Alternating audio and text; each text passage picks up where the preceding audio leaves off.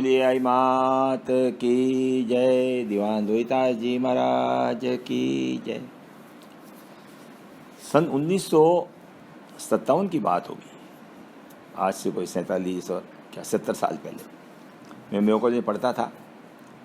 हमारी एक टूर उस टाइम में कश्मीर की यात्रा पर गए। करीब 20-21 बच्चे थे। जब हम श्रीनगर गए तो हमारे ही एक क्लास फेलो, मेरे मित्र केपी सिंह जी बदनौर के थे, जिनके भाई वीपी सिंह जी अभी पंजाब के गवर्नर हैं। उनके बड़ा भाई हमारे साथ था। उनके मामा मेजर जनरल उमराव सिंह जी श्रीनगर के बेस इंचार्ज थे, कैंट इंचार्ज, सीओ कहते हैं उनको। वो अपना उनका भांजा मिलने गया। दूसरे दिन उन्होंने हमारे सबको अपने यहाँ घर पे खाने के लिए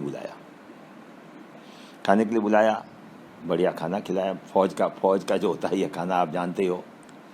उसके बाद उन्होंने अपना मकान दिखाया हम सबको।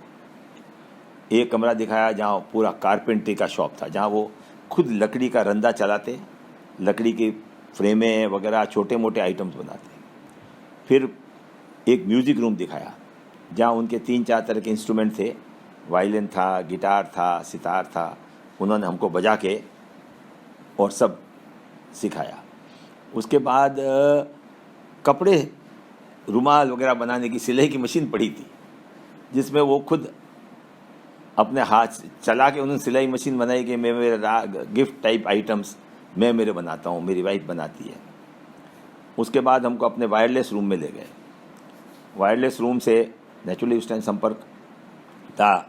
उन्होंने बैठ के उसको वायरलेस को ऑपरेट किया और कुछ कोड लैंग्वेज में कुछ बोला। थोड़ी देर बाद वापस उस पे से आवाज़ आई। हम तो कोडिड लैंग्वेज समझ नहीं पाए। अच्छा कि आप भी मेयो कॉलेज के पढ़े हुए हो और आपके जो है मेयो कॉलेज के सब बच्चे आए हुए हैं, मेरी तरफ से उनको सबको नमस्कार कहिए, यूँ करके। अरे साहब, हमको ही समझ आया कोडेड लैंग्वेज क्या होती। यूँ करके मुझे करीब भूल गया, पर 10 कमरे थे जिसमें अलग अलग हॉबीज़। एक में फ़ोटोग्राफ्स थे, तरह तरह के जगह जहाँ गए वहाँ। एक तरफ वायरलेस सेट था। यूँ करके पूरी तो मुझे याद नहीं, परंतु उन्होंने कहा भाई मैं अपने आप को मेरे स्पेयर टाइम में बिज़ी रखने के लिए, और ये हमको ये अंग्रेज़ सिखा के गए हैं कि हर एक के कुछ न कुछ हॉबीज़ होनी चाहिए। लोग अपने यहाँ समस्या क्या है, फ्री टाइम बहुत है पर कोई धंधा ही नहीं है। अपनी सबसे बड़ी आदत होती है जब फ्री टाइम होता है 3-4 जन इकट्ठे हुए, या तो ताश खेलेंगे या गप्पे मारेंगे। वो एहसान, उसका चरित्र एहसान। मोदी जी कुछ नहीं कर रहे हैं, अशोक जी कुछ नहीं कर रहे हैं, अरे क्या लेना देना। परंतु हॉबीज़ नाम की चीज़ अपने यहाँ फ्री टाइम में कुछ न कुछ, हॉबीज़ का 2 काम होता है।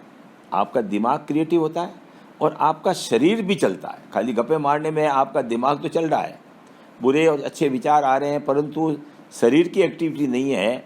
हॉबीज़ एक ऐसी चीज़ है। हमारे मेयो कॉलेज में हमको सिखाते थे, कारपेंट्री थी, वेल्डिंग थी, बुक बाइंडिंग थी, म्यूज़िक, यूँ करके काफ़ी कुछ था। परंतु ये हॉबीज़ नाम की चीज़ जो कि अलग अलग आदमी अपने हुनर में, अगर किसी में कुछ है, पेंटिंग करो, मिट्टी के खिलौने बनाओ, कुछ न कुछ जो है। इसलिए कहा जाता है कि empty mind is devil paradise. मतलब अगर खाली दिमाग है तो उसमें शैतान के विचार ही आएंगे। खाली दिमाग तो करे क्या। और अब आजकल आप कहीं भी चले जाओ, दुकान पे जाओ, जहाँ जाओ, हर एक आदमी अगर फ्री टाइम में मोबाइल लेके बैठा हुआ है। अब ये मोबाइल जो है, इसके ये 2 धार का उस्तरा है। इसमें अच्छी चीज़ों का भी पराकाष्ठा है। जो चाहो पूछो, जो चाहो सीखो। उसका तो बड़े बड़े मोटिवेशनल संतों के प्रवचन, बढ़िया भजन, बढ़िया गाने और तरह तरह की चीज़ें, परंतु उपयोग इसका कितना होता है।